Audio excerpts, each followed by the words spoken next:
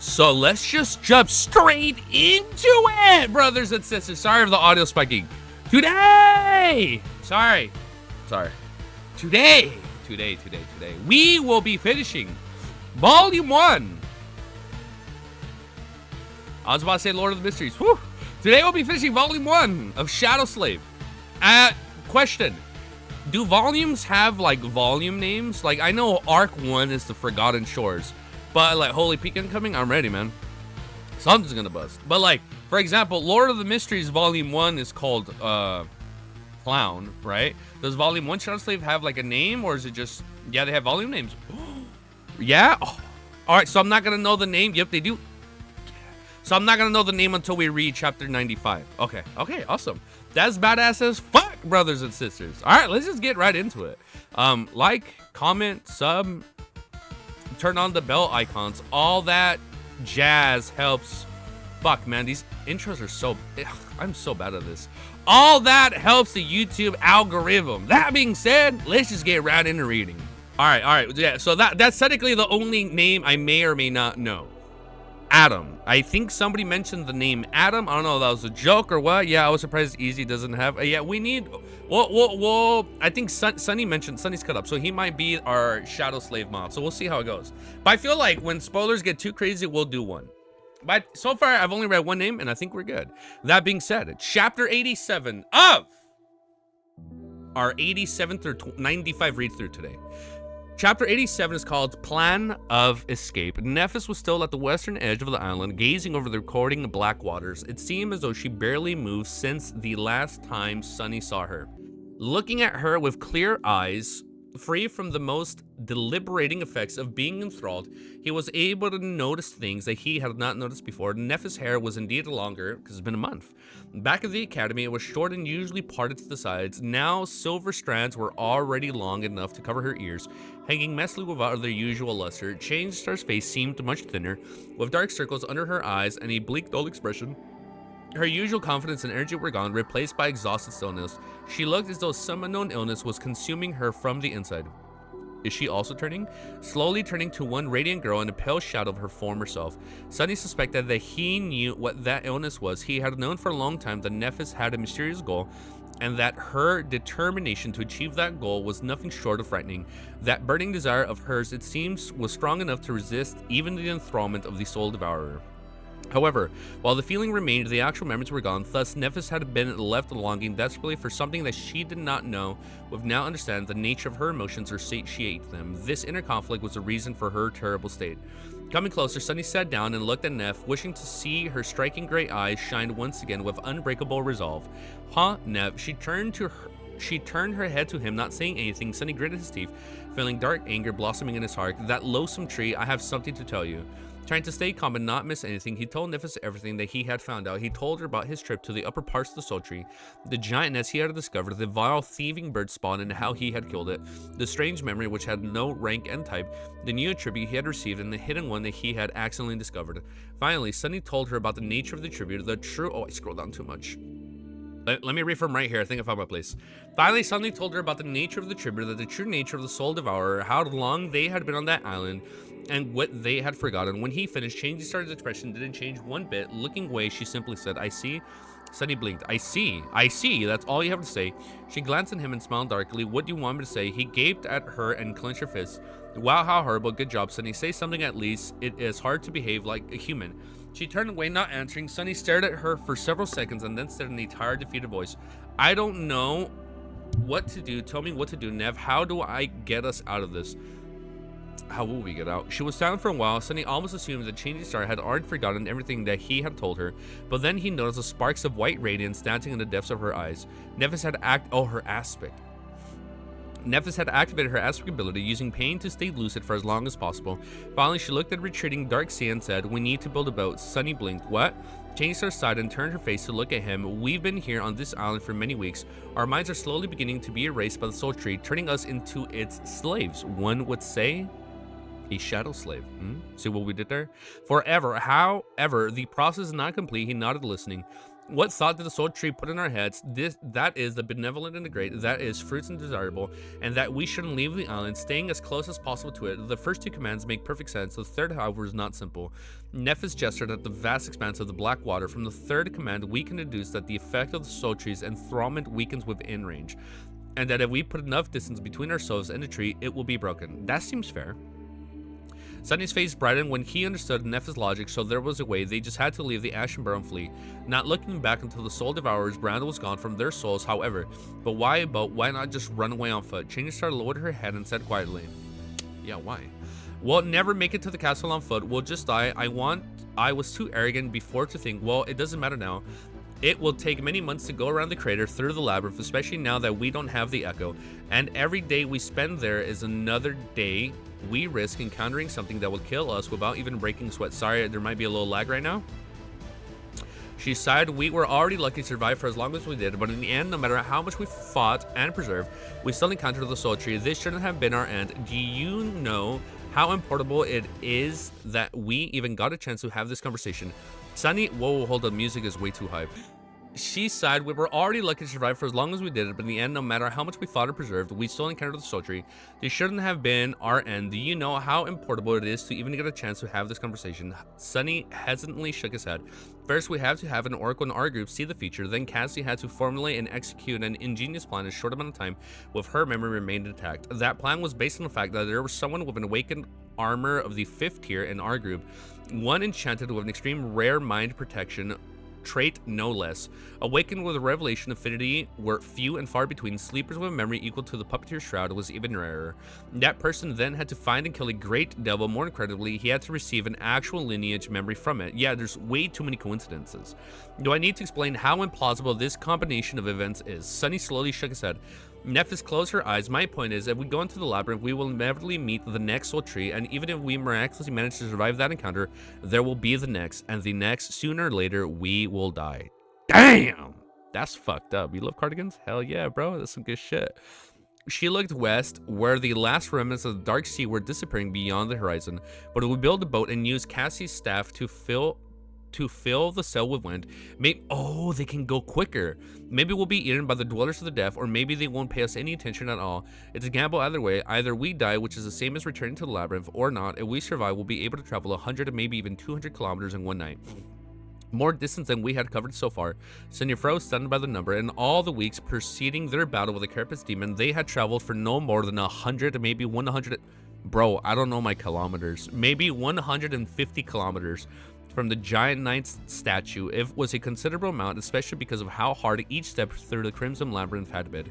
To travel as much, perhaps even more in a single day, that would have been incredible. But sail on the dark sea, suddenly he felt a very cold and small. Bro, where's chat? Oh my god, I don't have chat on screen. Alright, next chapter. Chapter 88 is called Boats Builder. Alright, trying to gather his courage, Sunny looked in the distance and said in a raspy voice, speaking of raspy voices, holy shit, man, it's almost been a week. In a raspy voice, you've seen the creatures that dwell under these waves. Do you really want to swim across them? Changed his start was silent for a few seconds, then said, we were damned either way. Sunny, what do we have to lose? That is so true. She fell silent for a moment, Grimm's pale flames dancing in her eyes. Then, in a quiet voice, she added, we will not light any fires, relying on our eyes to... What the fuck? Relying on our eyes to guide us west. We will hope that Cassie's armor will protect us. Maybe it will be enough. Sunny glanced at Neff and asked, what's so special about Cassie's armor? She hesitated for a moment, then answered without looking at him. I'm a tier 6. It's a tier 6 awakened memory. Okay. One of his traits is to make the wearer less likely to draw the enemy's attention. While Sunny was digesting this information, Nephis suddenly trembled. Closing her eyes, she said through gritted teeth, I am at my limit. My mind is fading. If you have any questions left, better ask them fast. He blinked, startled, then knowing that there was not much time left, Sunny asked the first thing that came to his mind. Do you even know how to build a boat? Star simply nodded, letting him know what she did. Her expression was slowly turning lost and dull again.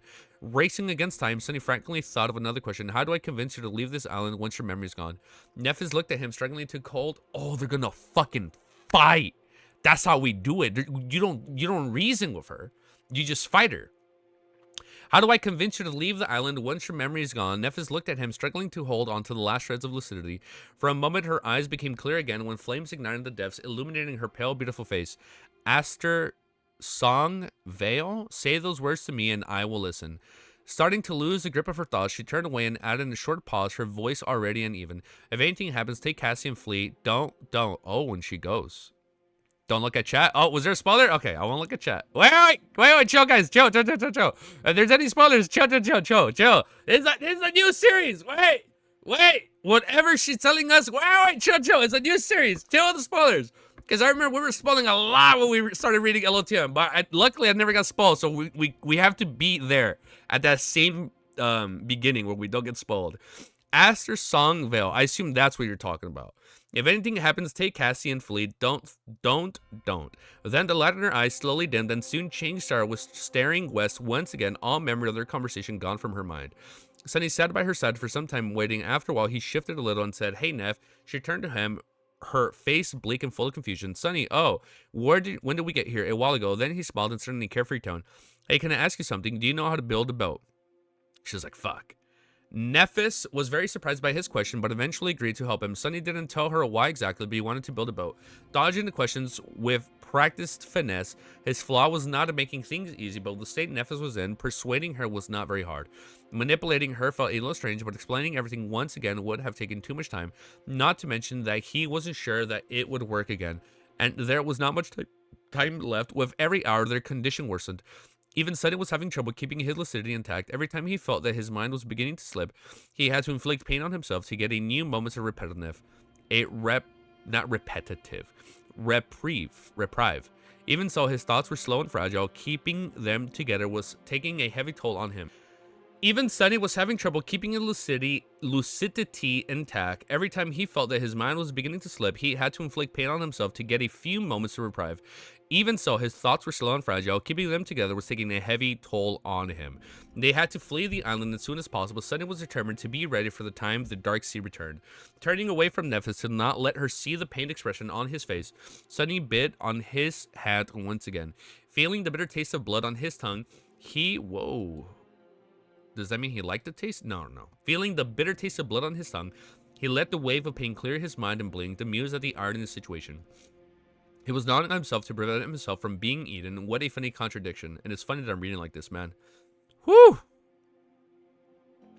Hiding his bleeding hand behind his back, Sunny turned to Neff and asked, "So how are we going to make the boat?" She thought about it for some time, then said indifferently, "We will have to use the materials at hand. For the whole, we will have to use the dead demon's carapace."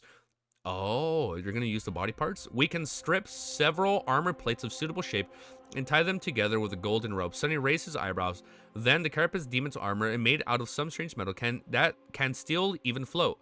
Nephis glanced at him with reproach. "Anything can float, Sunny. You just have to make sure that you're displacing more water when the weight of the floating object. That's how boats work." He blinked. Okay, about to sail. I think we can ask Cassie to lend her hers cloak. What do you think?" Changy Star gave him a strange look. "I mean, yes, I still understand what's going on, so got you so excited about boat building, but I'm sure she'll be willing to help you out with this passion project." Sunny smiled. "Great, let's go butcher the demon then." A strange sentence to say with a smile, but not the strangest one he had to say to convince Neff to help him. A few minutes later, they reached the giant carapace of the carapace demon. It was towering It was towering above them like a small hill of polished metal. After the first day, when it's like fucking it's like fucking Arc Raiders over here, man. They're about to go loot this bitch. Only the metal of its carapace slowly deteriorated, losing its luster and shine, then turning less and less durable. By now, its surface was marred by a large patch of rust. Nephis climbed up on top of the carapace and walked from side to side, looking under her feet. Then she gestured at several spots. "These curved plates will be perfect if we can fit them together tight enough. Each one is long enough to form an entirety of the whole, leaving enough space for the three of us to sit side by side." Sunny had no knowledge of shipbuilding, so he decided to trust her judgment. Looking up from the ground, he asked, "What about the mast?" Changing Star scrawled, "That I will have to think about." Sunny smiled. "All right, while you're thinking, I'll go fetch Cassie to keep you company." 12-hour Shadow Slave binge stream. When? Man. Soon. We were able to knock out like 8 hours, 9 hours, I think, at one point for Lord of the Mysteries. I think we're going to be doing that for Shadow Slave. I'm not sure when, but we should be able to do it soon. Chapter 89. I'm sorry. I didn't know. Oh, shit. Hold up. We made an Odyssey reference. Hold up. Wait a minute. We made a reference to the Odyssey, And what happens in this fucking arc? We literally build a boat to leave the island. I'm sorry. Am I reading the Odyssey or am I reading Shadow Slave? Guilty 3. This guy has some good taste. Chapter 89 is called Demon's Bones. Sunny had a lot of time to do before... What the fuck did I just read? Sunny had a lot to do before the sunset. The parts of the plan spun in his head, making it ache. He had to constantly remain focused, straining his will to its limits to just keep himself from forgetting everything. When it was not enough, he had to use the pain to augment his concentration. His hands and arms were covered in ghastly bite marks. Without the blood weave, Sunny might have fainted from the blood loss already. Still, with his pale face turning even whiter from the exhaustion and feverish light burning in his eyes, he must have looked like a zombie. Luckily, Cassie couldn't see any of it. It didn't take much to convince her to join the strange endeavor. The blind girl's state was way worse than his or Neff's. She seemed to barely be holding on. Her thoughts slow and meek. Sunny's heart was gripping with worry. Oh man, this nose. Why is she affected so much more than us? Is it because we have true names but she's not? Ah, so she can't repress it as much? Okay. Names were anchors of one sense of self. Anchors, I understand the reference. Okay, I've read Lord of the Mysteries. I understand the anchors part where everybody needs an anchor, right? Names were anchors of one sense of self. After all, could it be that the true name served as a similar role, only in matters having to do with the spell? He didn't know.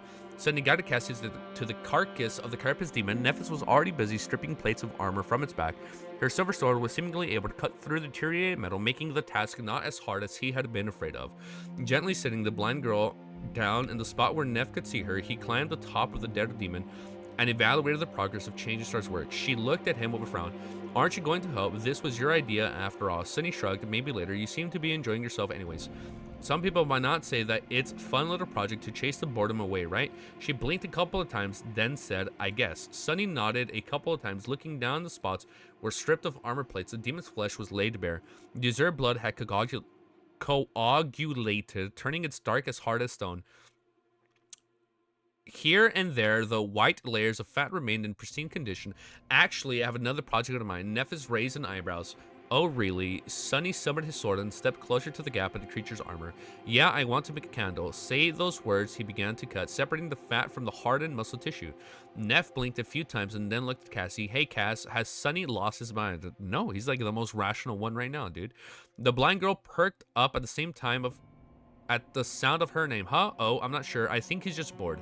Sunny concentrated on his stats, not paying any of them any attention. For a moment, he entertained the idea of cutting himself with the Midnight Shard's razor-sharp blade, but then dismissed it. Cutting through the puppeteer shroud would have been really hard, and he couldn't dismiss the armor in front of the girls. Well, to be more precise, he didn't want to. With a sizable chunk of the demon's fat in his hand, Sunny jumped down from the carcass and landed on the pile of the fallen leaves. Making a candle out of animal fat was not very hard. He just needed fire, water, and time. The wick could be made out of seaweed fibers. It's not going to be pretty, but he didn't care about the aesthetics. Leaving Nephis and Cassie behind, Sunny rushed back to their camp. The sun was already high in the sky.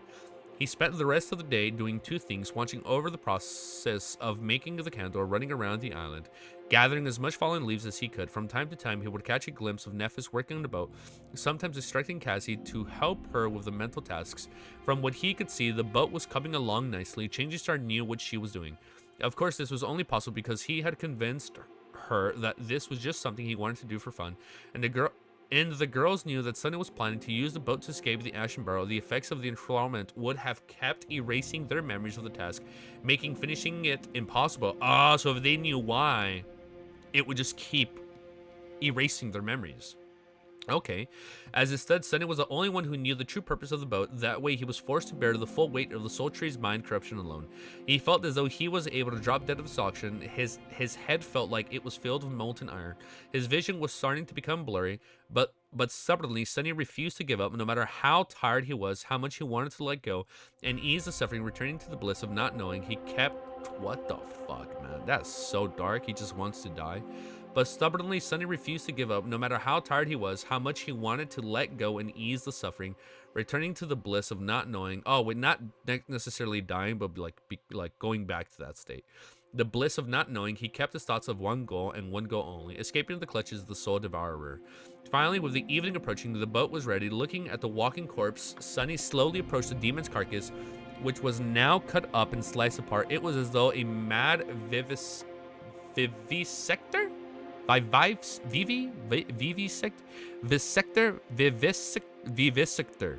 The fuck is that word? Vivisector had a visit. I'm gonna shut up. Had visited the island to perform an autopsy on the giant and forgot to sew the poor creature back up. Nephis looked at him with concern. Sonny, are you alright? Giving her a crooked smile, he shrugged. I'm fine comparatively. He did not specifically want what exactly he was comparing his current condition to. Turning his head, Sonny looked at the boat with a dark satisfaction. It was now how he had imagined it. The hull was made out of curved plates of polished metal with sharp spikes protruding.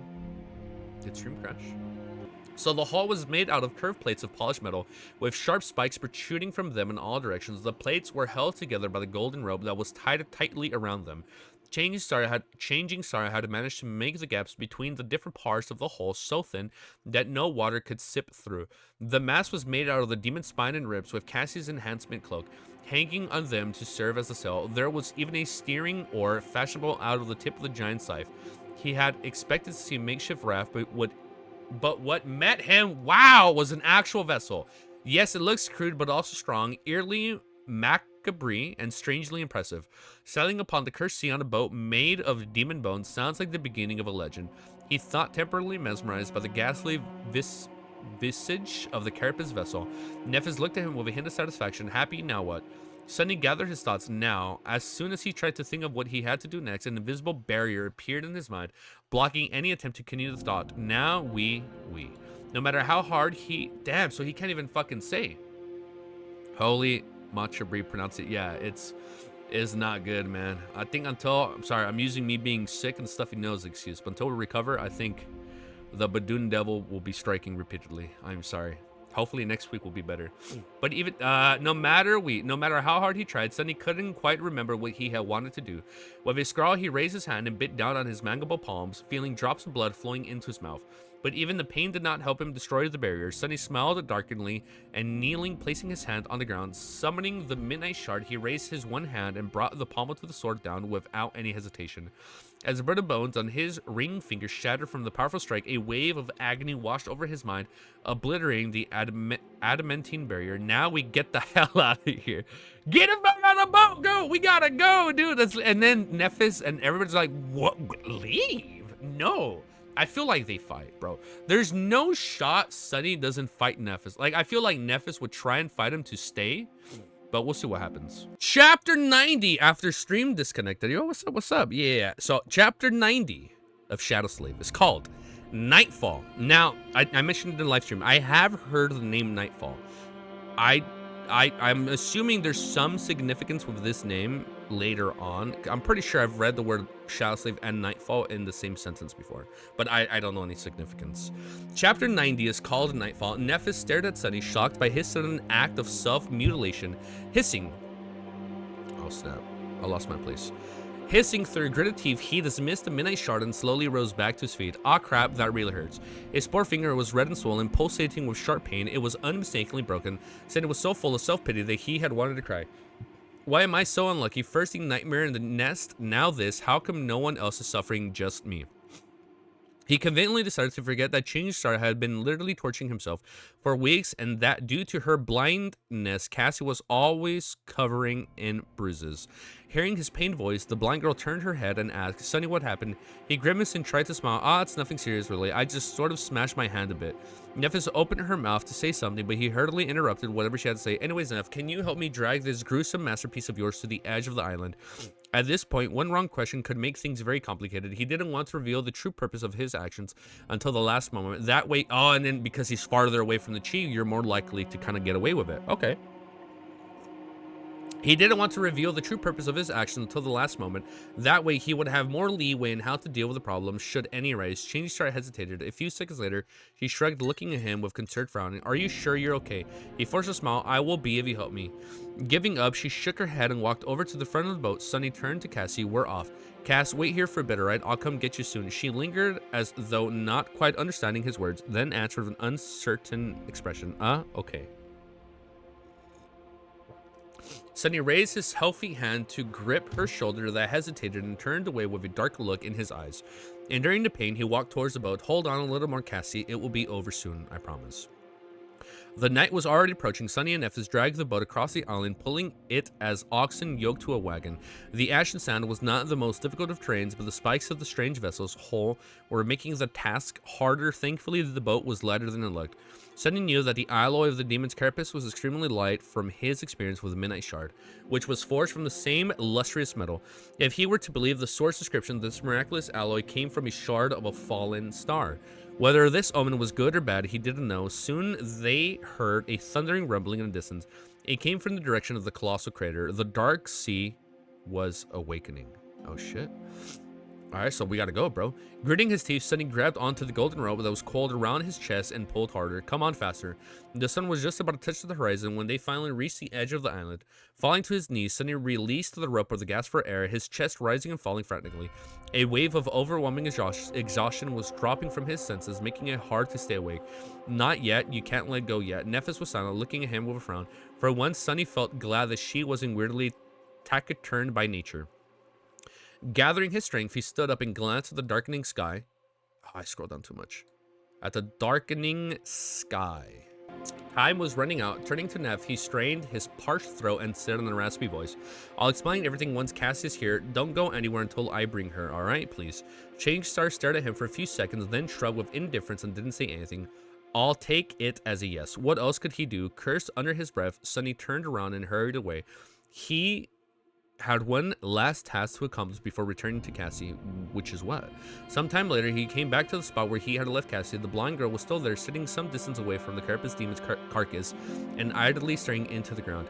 Hearing the sound of his approaching footsteps, she smiled weakly. Sunny. He walked over, tired to the bone, and said, while trying to keep his tone casual, Yeah, it's me. Cassie got distracted for a moment, then asked, Do you have a fruit? I'm hungry. He flinched and shook his head. No, listen, we need to. I'm hungry. Do you have fruit? Sunny stopped looking at the blind girl with a forlorn expression. She sounded like a broken doll, repeating the same phrase over and over. Her condition wasn't good. He licked his lips. Come with me and your hunger will disappear. This was the best misdirection he could come up with in the confines of his flaw. However, this time he failed to achieve the desired effect. Cassie smiled and said, Really? You'll take me to the fruits?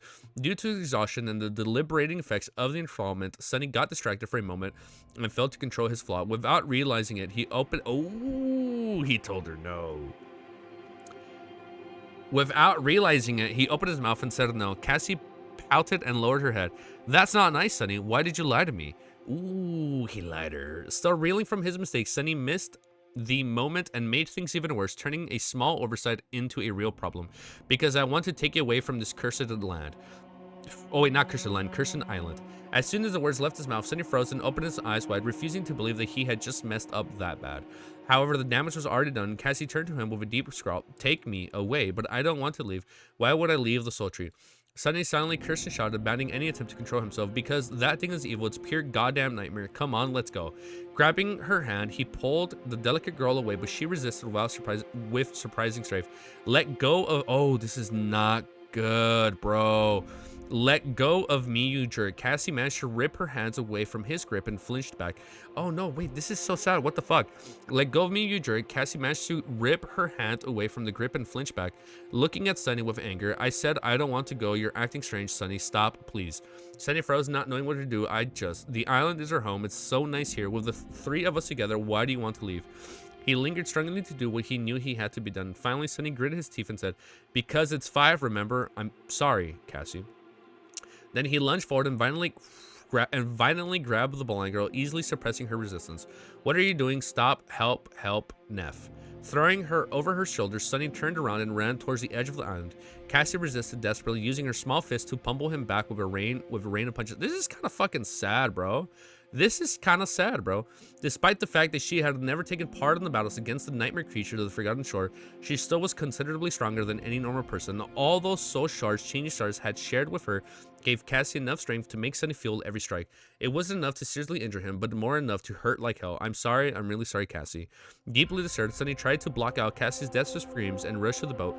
His forehead was covered in cold sweat. As the last glimmers of light were dispersing from the sky, he finally returned to the edge of the island. The ghastly boat was silently standing on the sand, just a few meters away from the restless Blackwater. Changing Star was restless just in front of it, raising her head to look at the source of the commotion. Neff, help me, Sunny has gone crazy. Neff slowly rose to her feet, her indifferent expression radiating cold as she slightly outstretched one hand. Crap, wait, it's not.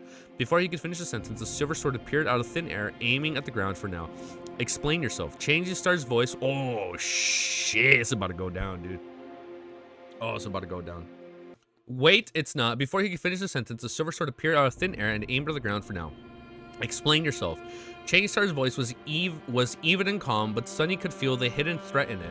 Suddenly he saw her in a new light, or rather in an old one, as a potential enemy. Damn, yo, you guys are far in this series. The idea of facing off against Nephis sent chills raining down his spine. He had almost forgotten the feeling he got back in the academy, watching her wipe the floor with most of the sleepers in her batch. He had forgotten that she too was a monster. Damn, are they gonna fucking fight? Chapter 91 is called Escape. If it's called Escape, I think we're chilling, we don't fight. But licking his lips, Sunny cautiously said, it's not as you think. Nephis, we've been caught. Wait one sec. Is not as you think. Nephis, we've been caught in this trap by the soul tree.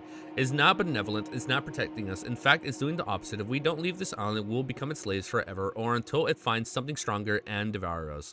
She tilted her head and looked at him with an unreadable expression. Come on, Nephis, remember, we've talked about this already. This whole thing was your idea to begin with. For a moment, he thought that his words had awoken the stolen memories in her mind, but her response shattered those hopes into pieces. Leave the great tree, you have really lost your mind. Curses. Changing Star raised her sword and said in a tone that made Sunny tremble, let Cassie go now. He hesitated, thinking about the best course of action, then he carefully placed the blind girl on the ground. Alright, I did, see? Now listen to me, I have something very important to tell you. Before he was done speaking, Nephis disappeared. Oh shit! She did the, she like disappeared, bro. So, you know the Omada motion, dude. And just disappeared. That's exactly what she just did. Oh, man. All right, I did it. Now, listen to me. I have something very important to tell you. Before he was done speaking, Nephis disappeared from his view. Realizing that he was about to be attacked, Sunny prepared to defend himself. However, a moment later, he was already lying on the ground, the tip of the silver sword pressed against his throat. Changing Star was standing above him, pale lights burning in her eyes. Well, that was embarrassing. All his training, all the experience he had won in countless bloody battles, all the power he had gained, Sunny had really thought that he had stood a decent chance of standing his ground. I should probably raise... Can you guys hear the music? So he thought he could stand his ground, but he couldn't do nothing, dude. Damn. One would be templated? What? One would be tempted to call this shameful display a premature capitulation. Nice one, idiot. Now stop fooling around and focus. Feeling the cold steel touching his skin, Sunny tried to move as little as possible. He was pretty sure that Genius Star wouldn't just kill him in cold blood, but it was still better to not give her any reasons to do something drastic. After all, Neph's mind was not all there. Looking at her cold, indifferent face, Sunny strained his vocal cords and shouted in exasperation, Aster Song Veil. A veil song? Aster, the Aster Song Veil? What does that mean? Neph's hands trembled, making a drop of blood roll down her neck. Her eyes opened wide, full of surprise and shock, then a dark expression appeared on her face. Pressing slightly on the sword, she took a step forward and pierced him with a burning gaze. When she spoke, her voice was trembling with suppressed emotions. How do you know these names? Who are you? Sunny blinked, equally as surprised by her reaction. He had thought that these words were just part of some code to jog her memory awake, but as it turned out, they were not. Aster Songville, what the hell does it mean? What can make Nephis lose her cool? It has to be something very important. Trying to stay as still as possible, he cautiously glanced at the blade of the sword and honestly answered, I didn't even know what these words names. It's just that you told me to tell you this in case you forgot what had to be done. You said if I tell you this, you'll listen to me. Nephis stared at him. A shadow of doubt appeared on her face for a split second. It was gone almost instantly, replaced by grim determination. Gritting her teeth, she snarled, Which domain? Asked her. You guys are going excited. She's the winter soldier right now. She's losing her memories. It's like she's hearing the Russian code, bro, from Winter Soldier. It's like, it's starting to jog her memories when she's like hearing the song. What the fuck does this mean though? Which domain do you belong to? Sunny had no clue what she wanted him to say. She just asked, What's a domain? She grinned. A magical glimmer appeared in her eyes. That was very unlikely, composed Nephis. If Sunny didn't know better, he would think that a completely different person was standing in front of him. A person that was much more unpredictable and dangerous. Meanwhile, Nephis said, Don't pretend to to ... Suddenly what she remembers. Suddenly, she stumbled, then frowned. It seems as though Sunny's question touched something and changed Star's mind, causing a chain reaction. A few seconds passed, each turning her frown deeper. Slowly, the familiar poised calmness returned to her eyes. It didn't seem as though she had remembered everything, but just as Nephis had promised, it seemed enough to make her listen to what Sunny had to say. He understood it from the fact that she had finally removed the tip of the sword from their throat. She even helped him stand up. Looking at Sunny with a strange expression, she then said, I really told you those words. Rubbing his slightly cut neck, he simply nodded. Blood weave was already busy repairing the damage to his skin. Nephis looked down, then closed her eyes for a few moments. When she opened them again, they were fully resolved. What do I need to do? Sunny really wanted to ask her about the meaning of those three mysterious names, but decided against that they had to hurry. Asked Cassie to summon her staff. They can get her into the boat. Dismissing her sword, Cheney started glanced at him for the last time and walked towards her friend. Somehow, Nephis had managed to talk Cassie into following her and boarding the ghastly vessel. She probably had to lie about a lot of things, but Sunny didn't want to ask, afraid that his flaw would ruin everything. He's like, good to be quiet. Once the girls were inside of the boat, he wrapped his tired body into the shadow and put his hands on the metal hull. Every part of his body seemed to hurt in its own unique way. His mind was utterly exhausted. Come on, Sunny, one last push. With a crooked smile, he strained his muscles and pushed the boat towards the black water. As the last slide of dust disappeared, submerging the world into absolute darkness. That's so fucking scary, man. The boat, built from the bones of a demon, slipped from the ash and sand and into the cold embrace of the dark sea. Following Sunny's instruction, Cassie aimed her staff at the activated its enhancement, causing a strong gale to fill their modest sail. At first, the boat moved slowly. The mast creaked under the pressure, but changed her craftsmanship was meticulous and reliable. The demon's spine held, and little by little, the small vessel began to gain speed. Sunny sat at the stern, controlling the stirring oar. In front of them, an endless expanse of black water stretched at the horizon, hiding indescribable horrors in its depth. Behind them, the terrifying soul-devouring tree was slowly growing smaller. Sunny stared at it, feeling a deep sense of regret grip in his heart. He wished that he was powerful enough to destroy it, leaving just like that, without exacting revenge on the ancient monster. Filled him with anger. Well, at least he left it as a present. What the fuck did he leave it? He left it a present? Oh, I'm sorry. It's enchantment, not enhancement. I'm sorry. I know, my bad. Enchantment, not enhancement, my bad. Well, at least he left it a present. Back of the ashen barrel, he's fucking burning it with a candle? Back of the ashen barrel, a candle was burning into a small alcove of stones that protected its flames from the wind. Near the candle, a tall pall of dry fallen leaves was he's gonna fucking burn the tree down, and then he's gonna say that he slayed a... Yeah, he's gonna kill it. It's gonna take a while, but he's technically killing it because he set the thing on fire, right? Near the candle, a tall pall of dry fallen leaves was towering over the alcove, and that it had taken Sunny a long time to gather that pile. He had scoured most of the island, hoping to make it as tall as possible. He had also mixed dry seaweed and the remaining fat of the carapace demons into its leaves. Sometime later, the small candle was nearing the end of its life. Most of the wax had already melted, turning it even smaller. Just as the flame was about to go out, it ignited the leaves. After a few seconds, a massive, searing bonfire ignited the middle of the island, illuminating the scarlet leaves of the evil tree. Almost instantly, the black water surrounding the island surged with movement. Sunny was already too far away to see any of it. He didn't know if the creatures of the dark sea would be able to obliterate the soul devourer. He strongly doubted that the ancient fiend was that easy to destroy. However, with the carapace demon dead and the three humans meant to replace him gone, there was no one on the island to protect the gluttonous tree. Perhaps it would be seriously harmed. At least, for now, it was the best he could do. Looking back in the direction of the ashen barrel, Sunny gritted his teeth and thought, one day I'll become power enough to destroy that tree. I am going to be so excited for that fucking day. He's going to come back to this dream realm, probably go somewhere else, take it out. One day I'll become powerful enough to destroy the tree, these monsters and anyone else who would dare to stand in my way. One day I'll become powerful enough to never be afraid again of anyone or anything. Instead of all of them will fear me. That sounds a little too mysterious, right? All of them will fear me, like he becomes a bad guy.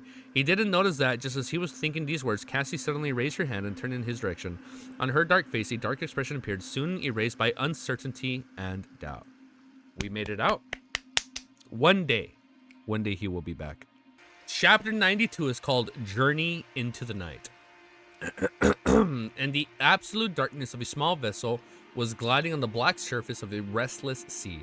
Its mass, made of demon spine, was straining under the assault of the winds. In the eerie silence of the vast and lightless void, the swift boat cut through the waves like a blade. No sound could be heard except for the creaking of the bones and the crashing of the waters against its polished metal hull. Sunny sat on the oar, steering the carapace vessel. He was guiding them west, with no moon or stars to show them the path. It was hard to keep the boat on course, but there was a mark left in his mind by the cold and menacing shadow of the Crimson Spire. Using it as a compass, he was able to navigate the treacherous waters without losing his way.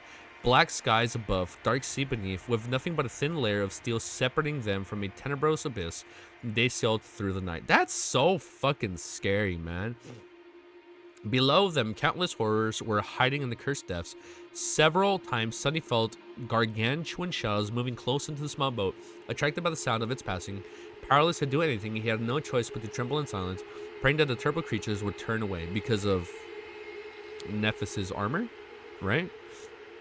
So far, luck was on their side. Perhaps they were too small and feeble to satiate the hunger of those ancient leviathans. A few hours after the start of the voyage, Sunny felt the constant pull of his mind had begun to wane. His thoughts were slowly becoming clearer, the haze of forgetfulness weakening with each minute. Soon, a ghostly sound of shattering glass resounded in his head. Instantly, the last remnants of the fog that was clouding his consciousness disappeared. He was free from the enthrallment of the soul devourer. Revealed, Sunny couldn't help but smile. However, his smile was weak and hesitant. With the effects of the mind hex gone, his usual sharpness had returned. It felt as though an invisible weight had been lifted, allowing his thoughts to finally flow unobstructed once again. Everything became clearer as though the whole world suddenly came into focus. It was a wonderful feeling, but with it came a better understanding of how terrifying and precarious their current situation was. They were quite literally balancing on the edge of a hungry abyss, their lives relying on nothing but the carapace fortune. The decision to venture into the dark expanse of the cursed sea of a makeshift boat was pure insanity, but then again, there was nothing sane about the forgetful shore to begin with.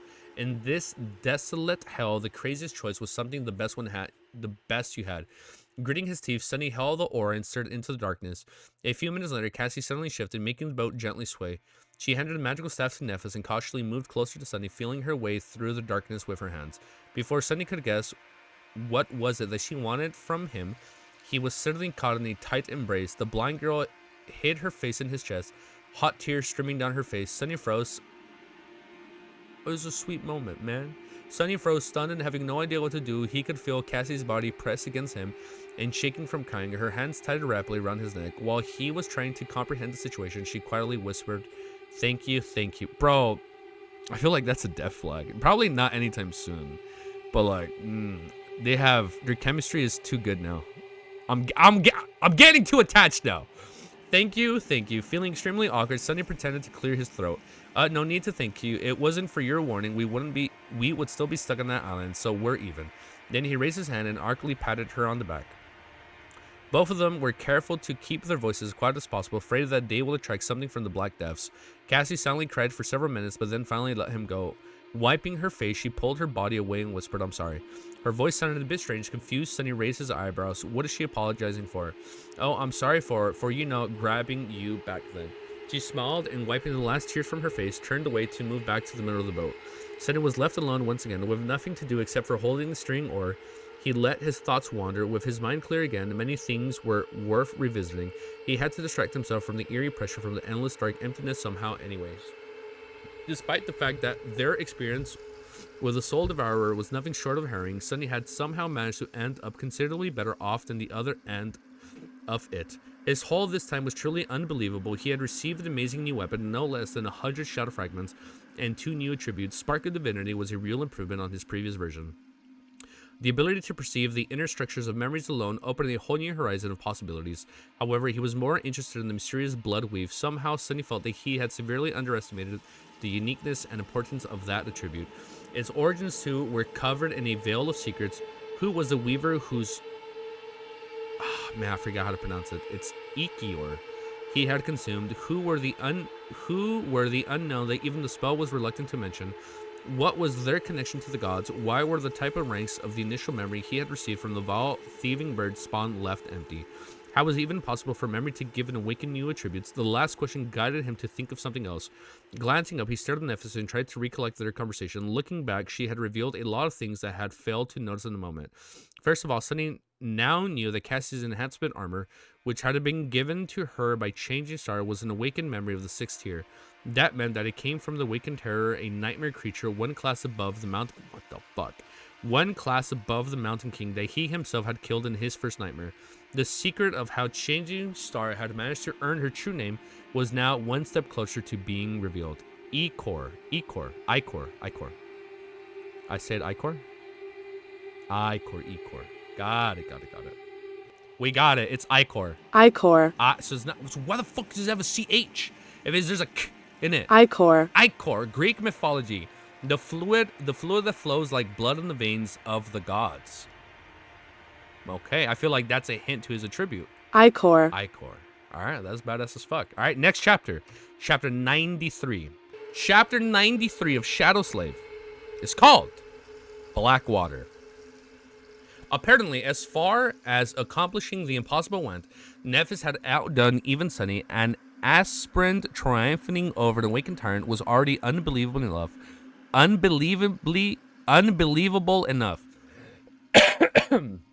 But killing an Awakened Terror gave the word unbelievable a whole new meaning. No wonder her aspect ability is so versatile. Now, he was almost sure that Changing Star's aspect was that of divine rank, just like his. That would explain. Oh my god. Now that he was almost sure that Changing Star's aspect was that of divine rank, just like this, that would explain why she was able to both heal and destroy with her strange and formidable powers, a combination as rare as his own shadow aspect.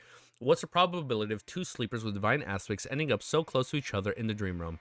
Close to 0. It seemed like the unpredictable fated. Oh, okay. It seemed that the unpredictable fated attribute had twisted the strings of fate once again. Sunny felt shivers running down his spine. His innate attributes were capable of bringing both terrible curses and incredible blessings. At first glance, their meeting with Nephis seemed like the latter, but if it was truly the result of fated manipulating destiny, it could turn out to be the worst calamities in the end. After all, one of the possible meanings of her true name was Star of Ruin. The fear he had felt in the short moment before crossing the swords with Nephis was still fresh in his mind, and there were other things that she had revealed too. She apparently knew something about the drop of Icor, being that she had called it the lineage memory without batting an eye. That suggested that Nephis knew much more about the spell than Sunny and the rest of the public did. It seemed... Oh, she's hiding stuff. It seemed as though there were many seekers in the upper echelons of the Awakened that they didn't want anyone else to know. The 3 mysterious names, just like an LTM. Oh, when you're hiding the information of the higher sequences, they're hiding stuff here too. All right, I like that. The 3 mysterious names she had told him might have been another one of those secrets, and the last words she used, such as domain, had belonged to. What were these domains? So many questions. Sunny spent hours pondering them, as well as going over all the information about the forgetful shore he had gathered. The carapace boat flew over the dark waters, drawing closer and closer to the western horizon. Soon he felt that the night was already drawing in its last breaths. The light of hope ignited Sunny's heart. However, this was when their luck had finally run out. The disaster came unexpected, violently throwing them into a void of confusion. This time, Sunny had not felt anything approaching the boat. The danger simply appeared out of nowhere, leaving him no time to react. 1 second, the black waters were calm and clear. The next, they were boiling with movement. Grotesque tentacles rising from them and wrapping themselves around the hull of the boat. So he tried to jump to his feet, but at that moment, the whole vessel was violently jerked to the side. Falling, he heard the moans of the metal being bent and torn apart. Then salty water filled his mouth. Rising, he caught a glimpse of Nephis standing at the bow of the boat, her silver sword lashing out in the Persian tentacles. However, blinded by the darkness, she failed to notice a different threat. Another tentacle twisted and coiled around her body. Then, without even a scream, she was gone, dragging into the dark depths with no hope to return. All that remained was a long blade stuck helplessly into the bulbous flesh of the massive tentacle. Sunny's eyes widened in disbelief. No. This can't be happening. The whole of the carapace vessel was then crushed and torn into pieces, throwing them... I'm sorry, they actually fell in the water. throwing him into the cold black water. For a moment, Sunny was stunned by the coldness, then wrapped a shadow around his body. He swam up, trying to reach the surface. Soon he succeeded and spun, trying to see something, anything to give him hope. But there was nothing. Oh, so fucking scary, man. But there was nothing around, only undulating waves and twisting tentacles, except for, far in the distance, Sunny noticed an unclear shape rising above the water. He strained his eyes, trying to discern its nature, then his heart skipped a beat. A few hundred meters away, a giant stone hand towering above the surface of the sea, its palm open as though trying to embrace the sky. It was slender and delicate, craved by the unknown sculpture with almost inhuman skills. If Sunny didn't know better, he would have thought that he had belonged to a living, breathing being. But all of that didn't matter right now. All that mattered was that he had a chance to survive. Straining every muscle in his body, Sunny dodged the twisting tentacles and swam towards the hand, moving as fast as he could. But then he suddenly stopped and looked back. Like, what? Where's Nephis and Cassie? Happened pieces of metal and bones, all the remaining of the boats, were floating on the surface of the dark sea. He had seen Nephis being pulled under the water by tentacles of the... oh, he goes back for her. Oh, he's going back for her. He had seen Nephis being pulled under the water by the tentacles of the unknown creature by Cassie, clad in the enhanced attention-repelling tunic, had chanced to escape. I read that so wrong. He couldn't just leave without at least trying to find her. Or fucking shit, or can I? A dark thought appeared in Sunny's mind. After all, his own survival was the only thing that really mattered. Everything else was just a distraction. Why don't you think about yourself for a second? Are you really going to risk your precious life? Yes! Of the on one chance that his helpless girl is still alive. He hesitated, admit it. She's nothing but a burden. This dude is fucked up, bro. Admit it, she's nothing but a burden. You always knew that one day she was going to drag you down. Yes, he did. But what? You're going to die fool. Turn around and flee now. Why was he even hesitating? This was his chance to escape. His only chance, perhaps. He even had to survive. Even feeling almost an unbearable feeling of regret filling his chest, Sunny slowly inhaled. Then he gritted his teeth and dove down. Heading back to the spot where their boat had been destroyed. What are you doing? Have you lost your mind? He couldn't see in the black water, but his shadow senses were still somewhat effective. He had a chance to feel Cassie's presence, at least if she wasn't already dead and dragged to the bottom of this cursed abyss. You fool, how is she worth it? Why are you doing this? Grimacing, he forced his annoying inner voice to shut up. In his mind, the answer was clear. Because I want to. He fucking saved her, dude. That's some fucking good character development, bro. Yeah, you fucking said it, man. Oh, that's so good. I love how, like, he was so fucking, like, bro, leave her. She's a burden. She's just dead weight. Leave her. Go fucking save herself. Like, why are you doing this? Why are you wasting time? Because I want to fucking do it. Oh, I like it. That's some good character growth. I like it. It kind of. I've been reading Mistborn, and the MC Vin. She's kind of like that. It's like she's thinking of trusting people, or like, oh, I should be this person now. But then in the back of her head, she can remember her brother's teachings. Like, stop it. Everyone will betray you. Trust nobody. Like, yeah, like that's basically it. Like, trust no one. Anybody can betray you at any moment. It's literally you and yourself. And I like how Sunny had the same mentality, but he's like, nah, fuck it. I want to do it. Peak music. Yeah, man, there's some good music, man. What's his name? Griffith Tyler? Griffith Tyler makes some good music. I felt like I should have played this song in between this chapter. So when the song kind of like crescendos into the final part, it's like it hits at the end of the chapter, you know? All right. Second and last chapter. Yeah, tag me. Yeah, we'll look at the notes right now. But let's see. Second and last chapter of Volume 1. Because he wanted to. For once, Sunny's heart was full of fear and despair. Instead, it was filled with defiant indignation. Let me lower the volume. I feel like it's kind of loud. With indignation, he was tired of bending under the pressure of the world, fearfully clutching to the tiniest glimmers of hope, always afraid, always willing to do anything, abandon anything just to survive for another day. It wasn't enough to anyone. He wanted to make the world bend to his wishes instead. He wanted to live like a human being instead of an animal. In these past months, Sunny had changed without even noticing. Somehow he had grown unsatisfied with his previous way of living, one where his sole goal of survival at all costs overshadowed everything else. Whether he lives or dies, he had always been the only thing that mattered. But now, how he lived mattered more. Damn. That's some fucking good character development, dude. What was the point of having no master if he lived like a slave? Damn, that's deep. Gritting his teeth, Sunny dove into the dark abyss. The cold, oh my god, it's gonna be fucking Nephis, huh? Nephis is gonna be his master. What was the point of having no master if he lived like... Dude, it's gonna be Nephis. I feel like all this is setting up Nephis. Gritting his teeth, like when he trusts her, I feel like he chooses Nephis and like reveals everything. Gritting his teeth, Sunny dove into the dark abyss. The cold water embraced him like a burial shroud. He couldn't see in the cursed blackness, relying only on his shadow senses for guidance. Salt sipped into the bite marks into one hand and cut on his neck, making them burn. Not paying the agony any attention, Sunny used his considerable strength to propel himself deeper and deeper into the darkness. How he could feel the giant tentacles moving into the water around him, pulling the pieces of the carapace boat into the gargantuan maw that was hiding somewhat far below. Once or twice, he had to desperately twist his body to avoid being touched by one of them. But still, no sign of Cassie. His lungs were starting to burn. Sunny dove deeper. At this depth, the water pressure was starting to affect his movements, making each stroke feel heavier. Even with his body enhanced by the shadow, there was a limit to how much it could withstand. Sunny suspected that without the blood weave, he could have suffocated a long time ago. What's worse, he felt as though he was getting closer and closer to the actual body of the unknown horror that had destroyed their vessel. Oh, it's the tentacle creature? He still couldn't sense its massive shape, but judging by the grip of the tentacles that surrounding him, the monster couldn't have been that far. And then Sunny finally noticed something. A short distance away from him, a small shadow was struggling against a much larger... Oh shit, Cassie's being caught. She got caught. A small shadow was struggling against a much larger and ferocious one, Cassie. Gathering all his strength, Sunny swam towards the blind girl with as much speed as he could muster. As he drew near, he could discern the details of what was happening. Cassie was being pulled down, a smaller tentacle coiled around her body. She was still struggling, trying to get free, but her movements were growing weaker with each second. She was suffocating.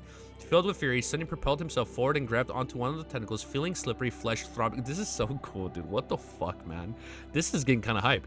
Feeling slippery flesh throbbing in his grip. If he had any chance, he would have avoided touching that thing at all costs.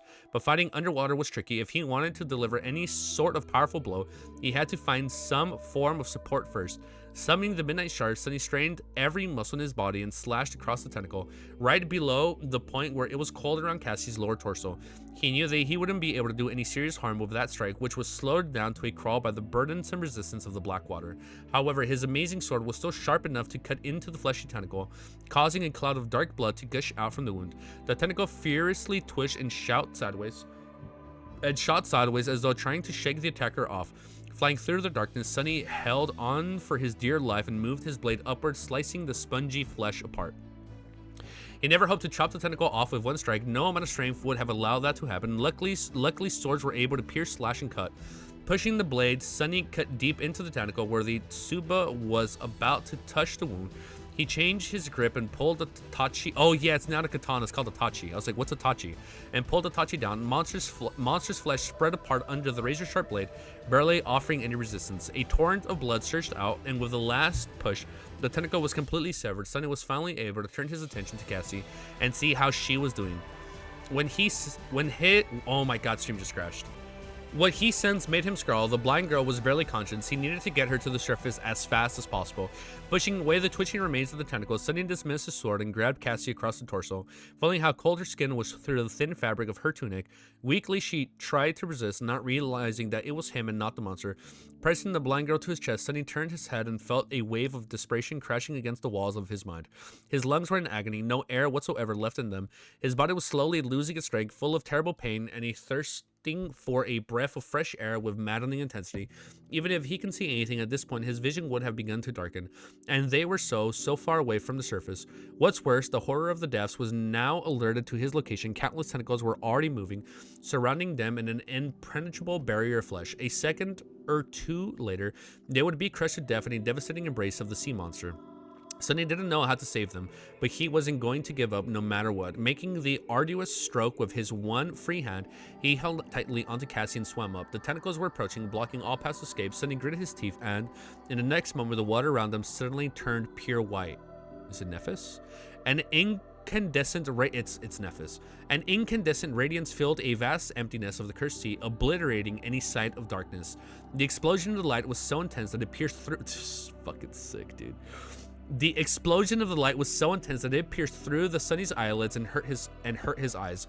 It was as though a miniature sun had ignited somewhere far below them, turning the endless black abyss into a pristine white void. Tidal currents of radiant water surged tumultuously, throwing the world into disarray.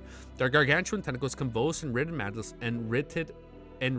madly, as though in the throes of the unbearable pain. The unbreakable barrier of flesh fell apart. Sunny wasn't about to let this chance go.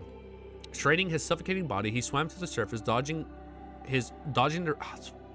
this is gross, man. Dodging the writhing tentacles with the ferocious white sun burning in the depths below. He could see their shapes clearly. Moving faster and faster, he propelled himself up with everything he had left. Sunny knew that the surface that fast was dangerous, but there was no other choice. Both Cassie and himself did not have a lot of life left in them. They needed air. Although it seemed like an eternity, the white radiance began to dim just a few moments later. But it didn't matter. Sunny was already past the barrier of tentacles, swimming up the desperate speed.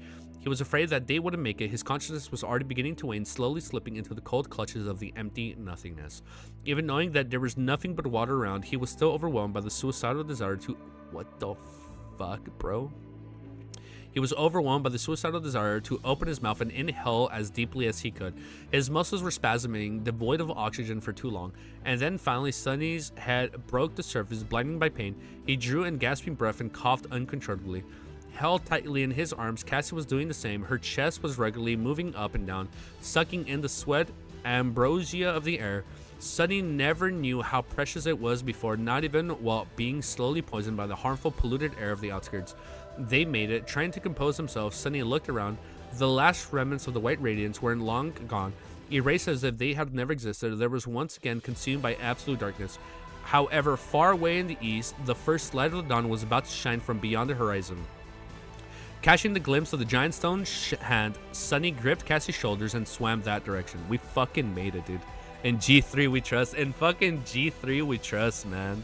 That is sick as fuck, man. Alright, I guess it's the last chapter, right? Of volume 1? Chapter 95. The last chapter of our read-through series. No, I'm fucking kidding.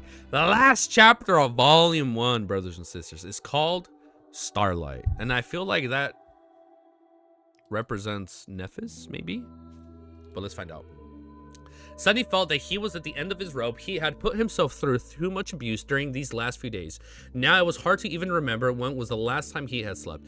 A day before climbing the soul-devouring tree in search of a special fruit, perhaps.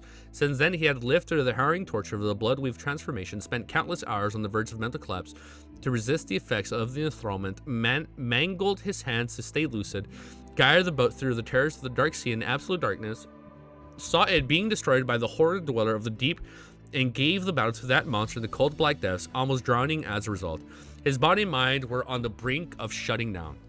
It's like he's fucking losing control, man. It's an LOTM reference. Despite that, Sunny stubbornly continued to swim, bringing himself and Cassie closer and closer to the giant stone hand that was rising from the water as though trying to embrace the skies. The dark sea was surging around him, still reeling in the effects of the light explosion. Still reeling in from the effects of the light explosion that had rocked it some time earlier, tall waves were threatening to drown the two sleepers, throwing them across the round like toys.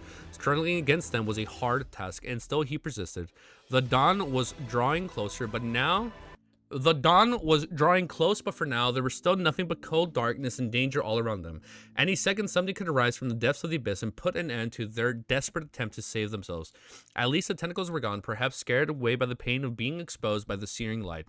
By some miracle, Sunny eventually managed to reach the stone hand, hoisting Cassie up. He helped her climb on the dark rocks and followed closely behind. Soon they reached the open palm, one hand and crawled onto its center. They fell down, utterly spent and exhausted. For a long time, neither of them was able to talk. All Sunny could do was lay motionless, drawn in raspy breaths, and tried to stay awake. His mind was empty of thoughts. That was fine, because he didn't want to think. If he did, he would be forced to remember what had happened to. Shut up. What was the point of remembering? He couldn't change anything. The sound of the black water crashing against the base of the giant hand reminded him that the night was still not over. Opening his eyes, Sunny tried to understand that their current circumstances. Their shelter was slightly raised above the waves, and the base of the giant thumb almost touching the surface of the dark sea. The palm was not very spacious, roughly half the size of the circular platform that had saved his life on the first day of the Forgot for Shore. Wow, that was a while ago. That was so long ago, man, especially at my pace. That was like 6 months ago, man. It's been so long since I read the beginning. It was angled upward, creating a slight slope.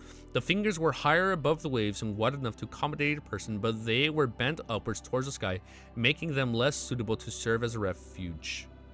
We need to get further away from the water. With that thought, Sunny tardily stood up and bent down to touch Cassie's shoulder. Cassie, stand up. We have to move higher.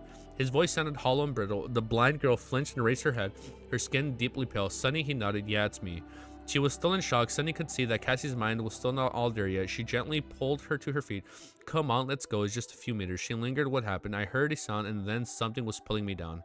He gritted his teeth and tried to keep his tone even. We were attacked by a sea monster. The boat was destroyed. I dove down and managed to find you, then swam to the pile of stones. It was not very high above the water, so Cassie wavered. Where's... Suddenly hurried to interrupt her, unwilling to answer the next question. Come follow me. We can rest when we're higher. Gently guiding the blind girl, Sunny climbed to the base of the giant hand's index finger, which was the highest point that they could reach without climbing the fingers themselves. Sitting down on the cold stone, he rested his back against the giant phalanx and stared at the restless surface of the dark sea. His eyes were cold and empty. Cassie was silent by his side. Her pale face was contorted as though she simultaneously wanted to ask the questions and dreaded the answer. Finally, gathering her courage, the blind girl whispered her trembling voice and barely audible, Sunny, where is Nephis? He stayed silent, not willing to speak the words out loud. Stupidly, he felt that if he spoke them, they would become the truth. But if he didn't, there was still possibility that there was no lie. I'm not answering. A few moments later, the familiar pressure appeared in his mind. The pressure grew and grew, making his head spin. I'm not. Then the piercing pain came. Sunny stubbornly endured. He lasted for much longer than he had ever done before. He kept his mouth shut until his hot tears rolled down. Oh, he's crying. Oh, he's crying. Keeping his mouth shut until hot tears rolled down his eyes, his whole body shaking from the terrible suffering. But eventually, he was still forced to say those words, those bitter words. She's gone. Before he could finish, a subtle sound attracted his attention. It came from below, from the edges of the restless dark waves. Sunny's heart skipped a beat. Out of their base of the giant thumb, where the cursed sea was almost touching its stone surface, a pale white hand appeared from the black water and grabbed onto the rocks. Then a tall figure slowly pulled itself onto the open palm of the stone giantess. His eyes widened, feeling that something was wrong. Cassie turned her head and asked, Sunny, what is it? He trembled and whispered, gripping with sorrow, it's Nephis. An uncertain smile appeared on the blind girl's face. Nephis, she is alright. Sunny found himself unable to answer. No, Nephis was not alright. Fuck yeah, man, she was almost dead, dude. In fact, he didn't know how she was even alive. The Starlight Legion armor was shattered and torn, revealing the mutilated flesh. Mutilated? Her flesh was mutilated? The Starlight Legion armor was shattered and torn apart, revealing the mutilated flesh beneath. There was a horrifying gaping wound on Changing Star's torso, looking as though almost half of her right side was missing. What the fuck? Sunny could see the sharp shards of broken... What the fuck? He could see her ribs? Sunny could see the sharp shards of broken ribs, the rivers of blood streaming down her legs. Oh, this is so bad. And the mangled mess of the viscera spilling on the edge of the wounds. He wanted to close his eyes. Another large chunk of flesh was missing from her thigh. What the fuck, dude? Missing from her thigh, exposing the shredded remnants of the muscles that the white surface of the femur. Oh, that's bad. Cracked and barely holding together, her right arm was severely damaged too. In fact, it was almost torn off, hanging only by a narrow strip of skin. And what the fuck happened to her? And a few tendons like that of a mistreated broken marionette. Even her face was not spared. One of Nephis's eyes was... What? I'm sorry, she can heal, right? I know she can heal, but like, to what extent? One of Nephis's eyes were gone, its sockets crushed and shattered. The skin of her cheek was shaved off as though the sandpaper... No, she's not dead, bro. I've seen way too much fan art of her for her to be dead. Nah. The thumbnail I've used before looked like they were fighting on land together in unison. No. Leaving behind a mangled mess of bleeding flesh and broken teeth. The sight of her was harrowing and heartbreaking. It was apparent that What? It was apparent that Changing Star was about to die. Sunny, what are you not answering? He glanced at Cassie and bit his lip, trying once again to suppress the answer that was finding its way out. Something sharp and hot was stabbing at his heart, making his vision blurry. Meanwhile, Nephis staggered and blindly stepped forward. Her lips buckled and she heavily fell to her knees, splattering blood all over the cold surface of the stone. A terrible moan escaped from her lips as the crackled femur finally shattered. Ah! Bone piercing through the muscles and skin. Sunny felt as though he was thrown into the worst nightmare. He wanted to scream, but this voice was gone. A deep, almost physical pain was tearing from his mind. He didn't want to be here. He didn't want to see this, and yet he couldn't look away. That's why he noticed instantly when the... Oh, fuck yes, he is. At me for 1 second, bro. And yet he couldn't look away. That's why he noticed instantly when the two white flames ignited Neph's eyes. The radiance grew brighter and brighter, spilling... Starlight.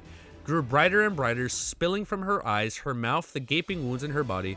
It was as though there was a flaming star burning in the place where her heart should have been, as though she was nothing but white flame hidden behind a thin layer of human skin.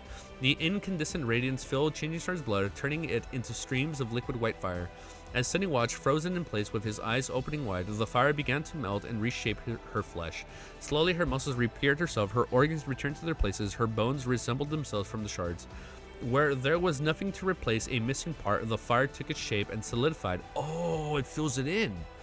With a terrible scream, Nephis grasps her almost severed arm and she tears it off and tore it away, then pressed it to the... Oh, she puts it back? Then pressed it to the stump that was bleeding with white flames. Soon the mangled halves melted together, becoming whole again. Shocked, he saw every terrible wound of her body heal, washed in purifying fire.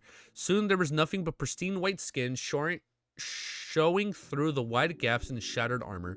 Nephis raised her head, looking at them but not seeing anything. There was no recognition in her gaze, all understanding destroyed by the cruel crucible of the sacred fire.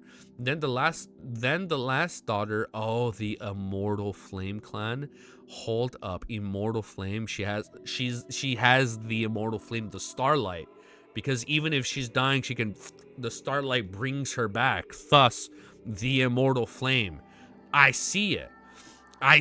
Then the last daughter of the immortal flame clan closed her eyes and fell to the ground, losing consciousness. Finally, the first rays of sunshine appeared from beyond the eastern horizon. The dawn was coming. In the end, Nephis had remained unconscious for an entire 2 days. On the third day, she finally opened her eyes and slowly rose, looking around in subtle confusion. Her face, as usual, was calm and indifferent. However, she did not flinch a little when her gaze fell on Sunny, who was sitting at the top with a giant hand's index finger and grinning from ear to ear at her. Frowning, Changing Star looked at herself over, noticing the embarrassing gaps in her armor, and said, Why are you smiling? Sunny gave her a mischievous wink and shrugged. Look behind you. Lingering for a few seconds, Nephis sighed and turned around, wondering what it was that she wanted her to see. Behind her, a dark expanse of land was rising above the slope of the colossal crater. And we see the castle in the distance, right? Colossal crater, and on it, a tall city. So we're going to like a dream realm city, and on it a tall city was built of... Oh, it's gonna be a good arc. We're gonna go in the city, and on it a tall city was built of gray polished stone, was towering over the giant chasm of the abyss. It looked ancient but still impenetrable and able to withstand the crushing pressures of the dark sea for 1,000 more years. They've made it. They found the human castle. Oh shit, we fucking did it, dude. That's hype. That's a fucking Fellowship of the Ring ending when Frodo and Sam look over the mountain and see like the vast expanse of Middle Earth, bro. End of Volume 1, Child of Shadows. Damn! That was badass as fuck, dude. Shit. All right, we fucking so proud of you, Easy. Hell yeah, I'm proud of myself. It took me way too... I'll be honest. It took me way too long to finish this arc, man. But you guys have to understand. We started with Lord of the Mysteries, and I wanted to finish that bitch without like spreading myself too thin and reading Shadow Slave and Lord of the Mysteries equally. But bro, we did it. I am... Oh, Rami, you said exactly what I was gonna say. I am so locked in on buying the physical releases. This volume is about to receive a physical book. Pff, dude, I'm buying it day one. I hope they have a physical copy, or they sell early copies at Anime Expo next year so I can buy it.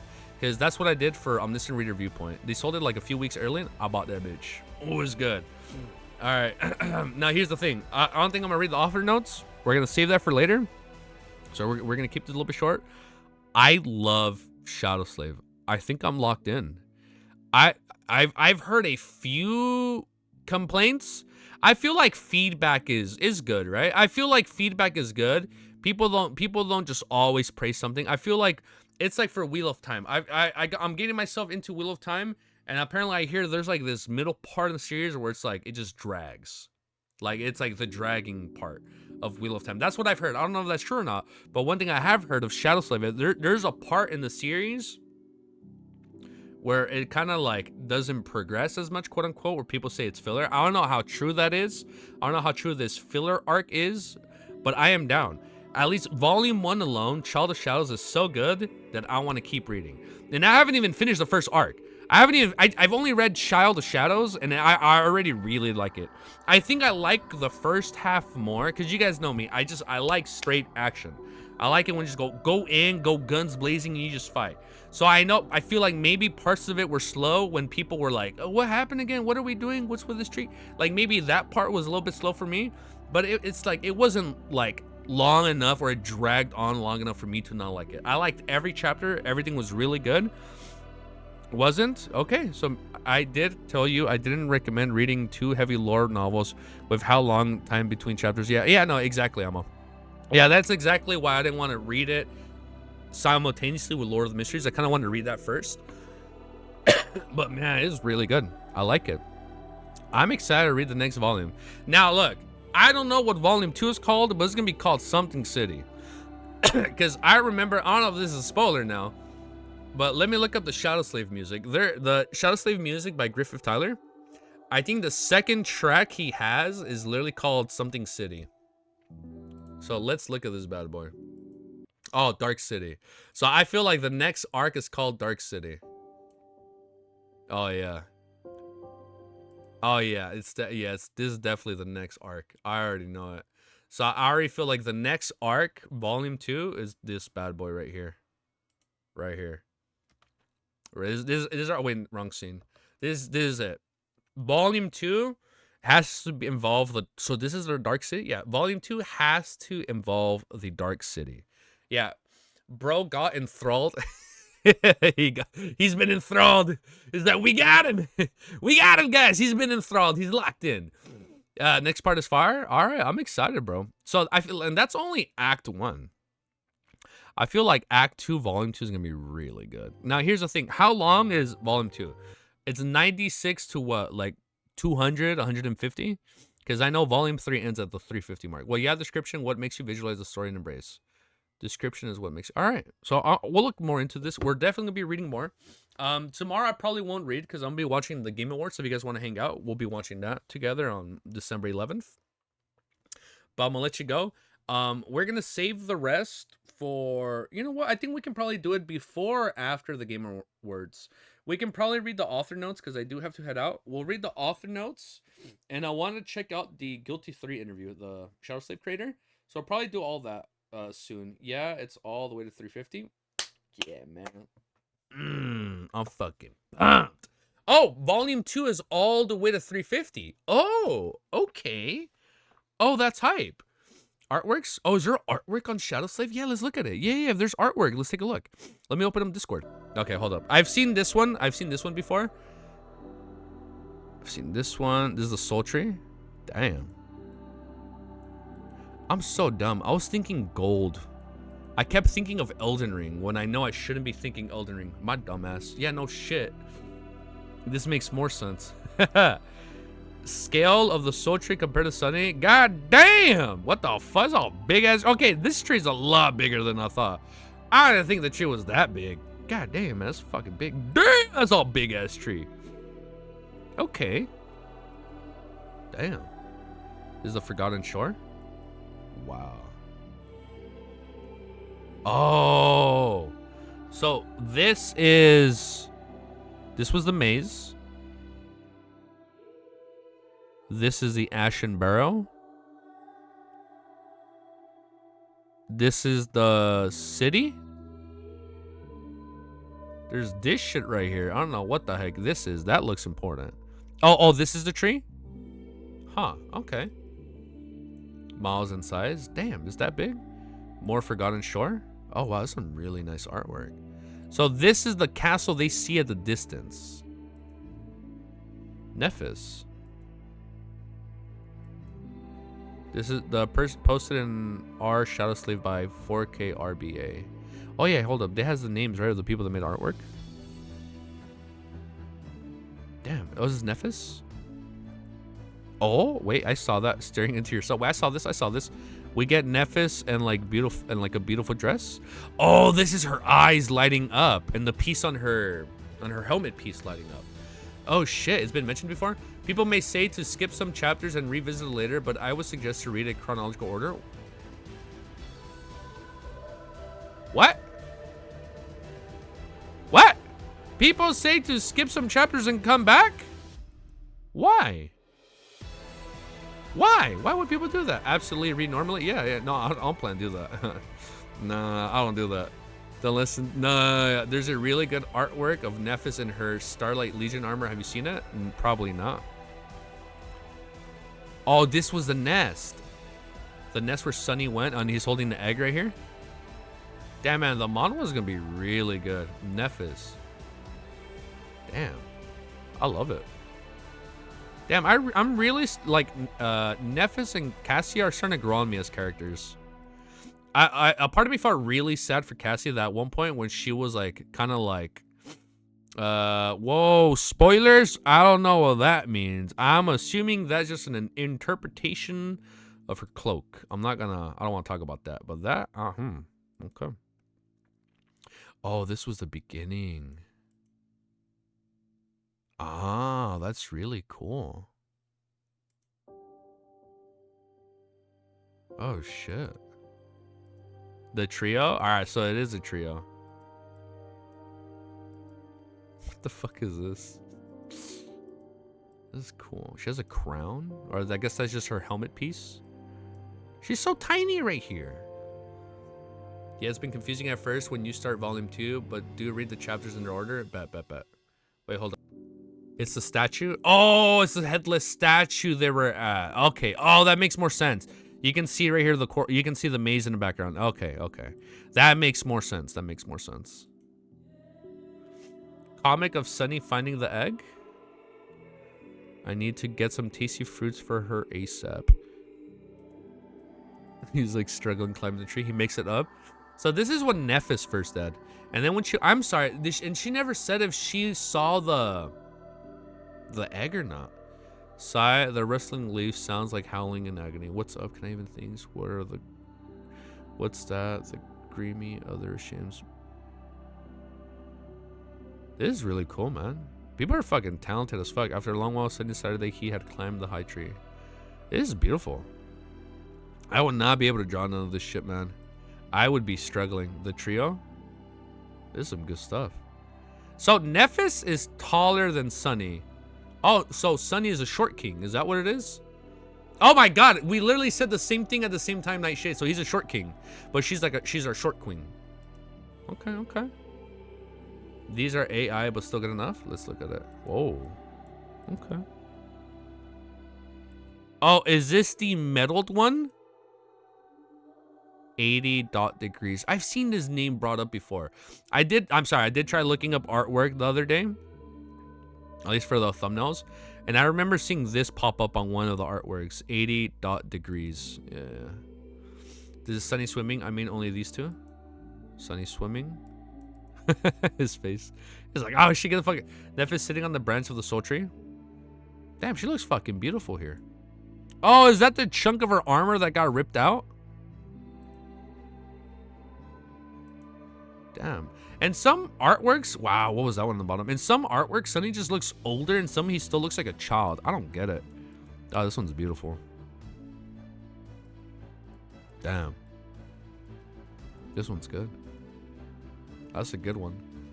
Nephis. What the fuck, man? That's crazy. Look at all the cracks on her face. Literally like a fucking marionette. Bruh. Cassie's 5'4"? Really? Oh, I thought they were taller. That's some good ass artwork, man. All right, I'm gonna let you guys go. Tomorrow we'll be watching the Game Awards. What's tomorrow? What's today? What day is it? Today's Wednesday.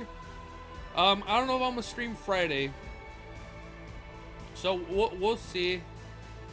Yeah, there's no official artwork, so it's up to interpretation on how each character looks. Okay, then I feel like we'll have to wait until the Cassie's actually 5'2". I feel like we'll probably have to wait until at least the webcomic or maybe the physical book has artwork of the characters in it. So I guess we'll have to wait and see. That being said, I'm gonna let you guys go. Peace. Have an amazing day. Don't worry, we'll be back for more Shadow Slave Volume 2 in this dark city. I'm hyped. I'm excited. Now, here's the thing. The one zone I fucking hated in Elden Ring was the Dark City equivalent, if you guys remember. It's where you can get your shadow mimic. if you're really, really good, right? You can get your clone mimic, but man, it was a fun stream. Hey, man. All right, well, if you guys, I'd appreciate if you guys stick around for the VOD. Give it a like, give it a comment, give it outros here. Here, hold up. For people watching the live stream, for people watching the video, make sure you like, comment, subscribe, leave a comment, turn on, I said comment twice. You know what I meant. Like, comment, subscribe, turn on the bell icons and all that YouTube jibber jabber, whatever people say at the end of their outros to help the algorithm. All right, peace, and have an amazing day. Later, guys. Wait. Later, guys.